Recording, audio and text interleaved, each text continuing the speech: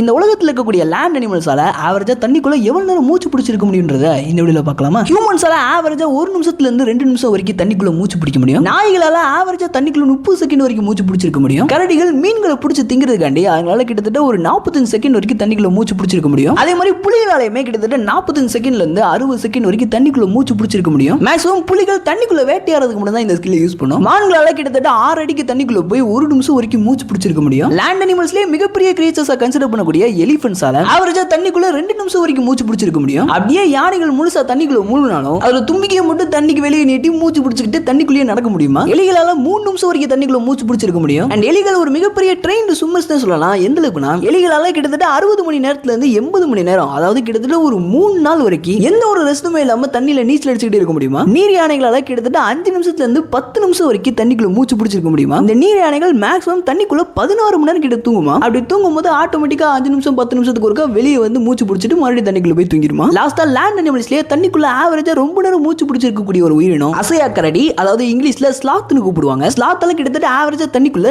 40 நிமிஷம் வரைக்கும் மூச்சு பிடிச்சிருக்க முடியுமா? இதுங்க தண்ணிக்குள்ள போனோடனே அதோட ஹார்ட் ரேட்டை ஸ்லோ பண்றது மூலமா ரொம்ப நேரத்துக்கு தண்ணிக்குள்ள மூச்சு பிடிச்சிருக்க முடியுது. அண்ட் இந்த ஸ்லாத் இருக்குல்ல, இது வந்து தரையில ரொம்ப ஸ்லோவா மூவ் ஆகும். பட் இது தரையில மூவ் ஆகிறத விட தண்ணியில கொஞ்சம் வேகமா மூவ் ஆகுமா? இதே மாதிரி உங்களால தண்ணிக்குள்ள எவ்வளவு நேரம் மூச்சு பிடிச்சிருக்க முடியுன்றத கமெண்ட்ஸ்ல சொல்லுங்க. Sir right guys, வட்டா.